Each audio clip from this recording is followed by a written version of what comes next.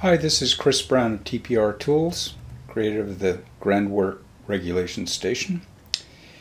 In this short video, I would like to demonstrate the use of the squaring platform and setting up hammers at strike in coordination with using the regulating rack. So first of all, just to look at the squaring platform. Now it sits with its feet on the slipper track flanges, as did the string height gauge and as does the action. And that surface is equivalent to the surface of the key bed in the piano.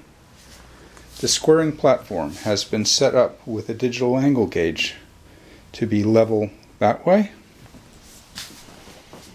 and to be level that way,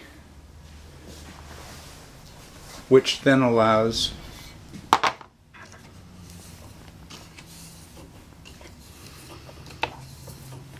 the shank traveler to be a reference for vertical.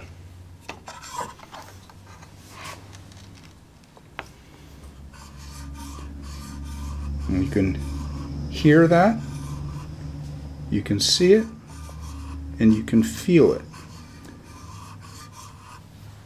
If that were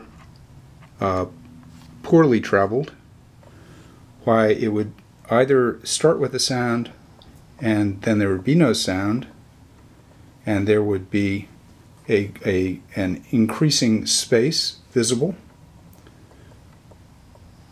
and there would be a decrease of friction that was felt. But since it's been traveled, actually the feel and the sound and the space is even.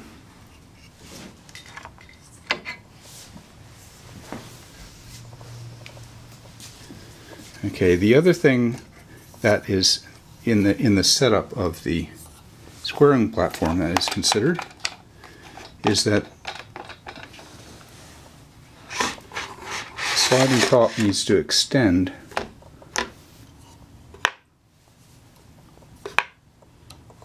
let's see, we want 37.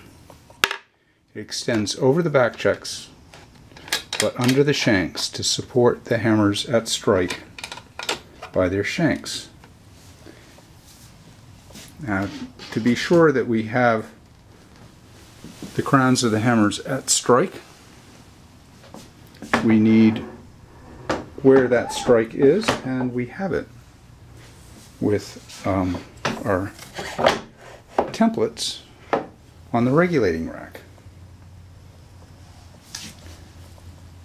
Note that this is all the way up to the collar that represents string height, strike.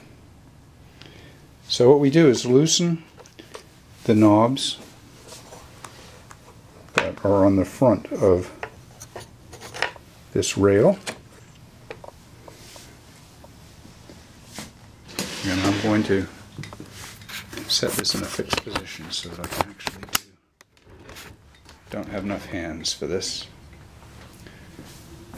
but you just lift the rail up with the hammers on them and tighten the knobs.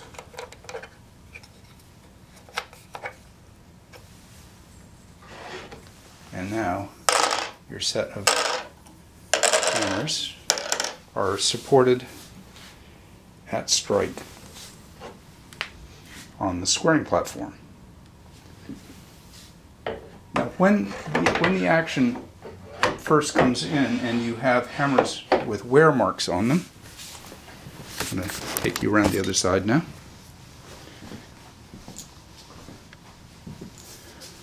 One thing about worn hammers is, if their flange screws have been tightened down and their grooves match their strings in the piano, then those strings are a template of string marks are a template out here if the hammer is set up at strike for where the strings were. And we go with a white pen and just put a little mark at the center represented by the string marks. If it's a 3-string unison, it would be the middle string. If it's a bichord, we just go between the bichords, monochord, obviously in the center of that groove. And we have a string scale that actually follows the contour of strike along the strike lines, i.e. where the hammers are when they strike the strings. There is another useful thing that can be, I'm going to loosen these stops and show you.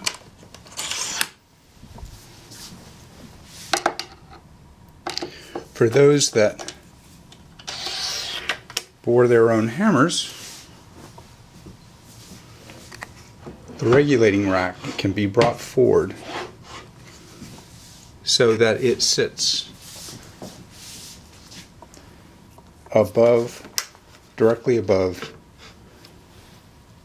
the flange centers, and the distance from that flange center to strike is the ideal bore distance. So however many samples you wish to take, you can go through the set and measure from strike to the hammer center,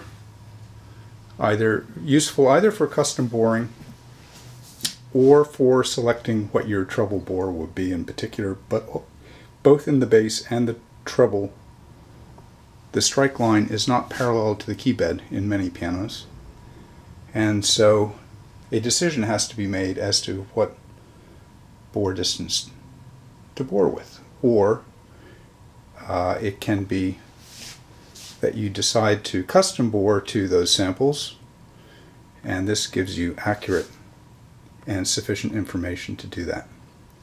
So the regulating rack, in conjunction with the squaring platform of the Grandwerk regulation station. Thank you.